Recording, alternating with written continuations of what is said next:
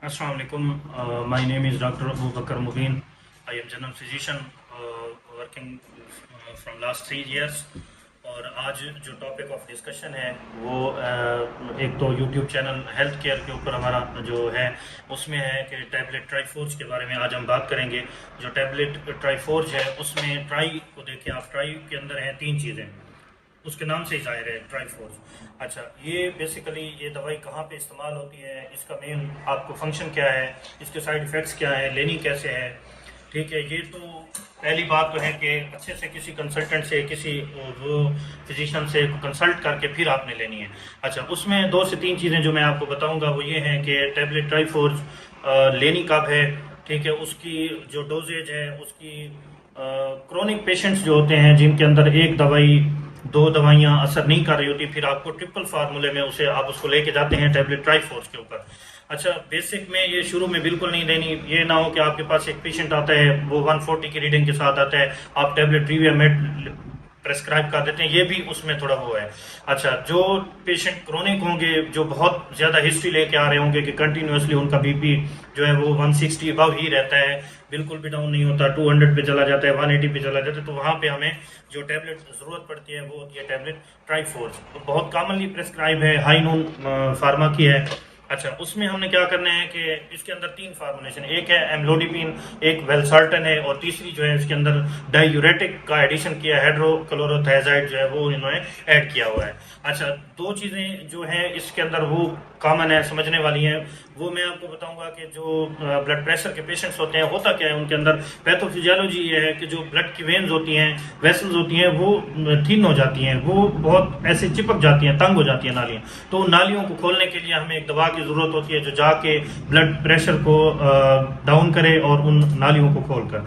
अच्छा, उसमें जो एम्लोडिपिन है और वेलसार्टन है, ये दोनों यही काम करती हैं कि जो नालियाँ होती हैं खून की, तंग नालियाँ होती हैं, उनको खोल देती हैं। तंग नालियों की कई वजूहत हो सकती हैं, वो आपके कोलेस्ट्रॉल लेवल की वजह से हो सकती हैं, कोई एथेरोस्क्लेरोसिस, कुछ भी उसमें हो सकता है, वो डिफरेंट उसके रीजन हैं।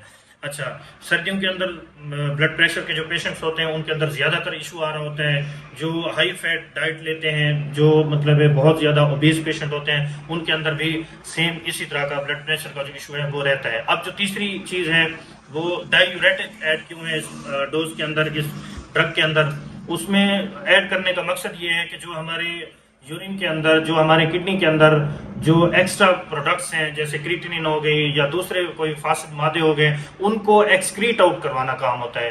तो जैसे ही हम, चूंकि इसके अंदर डायूरेटिक ऐड है, तो ये उसके अंदर जाकर डायूरेटिक जो है वो किडनी से उन एक्स्ट्रा जो हमारे वो हैं मादे हैं उनको रिमूव करवाता है बॉडी से, तभी जाके जो ब्लड प्रेशर होता है वो रेगुलेट रहता है, नॉर्मल रहता है।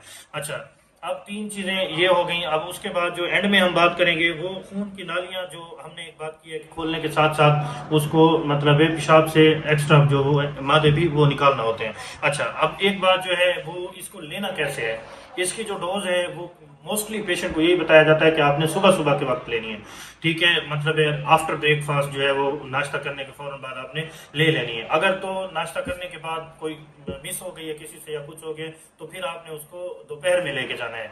अगर दोपहर में नहीं खाई, उसने भूल गया, तो शाम के वक्त बिल्कुल नहीं लेनी। वरना क्योंकि इसके अंदर मैंने आपको शुरू में बताया कि डायूरेटिक ऐड है, तो वो पेशेंट को बार बार पेशाब का आना और इस तरह की मतलब है वो ज्यादा साइड इफेक्ट की तरफ चला जाएगा, ये भी बिल्कुल नहीं करना। और दूसरी बात, कुछ पेशेंट्स कहते हैं कि हमारी कल की जो डोज थी वो मिस हो गई है तो आज हम डबल गोली लेनी, डबल गोली भी बिल्कुल नहीं लेनी, ठीक है, ना ही ये रात के वक्त लेनी है। तो ये 2 से 3 चीजें इसके अंदर लाजमी आपने याद रखनी है। अच्छा, और एंड में फिर इसके साइड इफेक्ट्स पे बात करते हैं। साइड इफेक्ट्स क्या होंगे इसमें, जैसे कि आपको बताएं कि दिल का घबराना है, कभी कभी दिल की रफ्तार जो है वो तेज हो जाएगी, इसी तरह थकावट महसूस होगी, लो लो बंदा फील करेगा, तो मैदे की इसी तरह कोई अलामात आ सकती हैं। तो शुरू शुरू में ये रहता है, लेकिन आहिस्ता आहिस्ता ये भी सिम्टम्स जो है वो कम हो जाते हैं। अच्छा, टाइफाइड जो है वो बेस्ट क्यों कहा गया है कि ये जो बहुत ज़्यादा क्रोनिक पेशेंट होते हैं उनके अंदर हमने देनी है। तो ये थी आज की हमारी वीडियो टैबलेट टाइफाइड के ऊपर।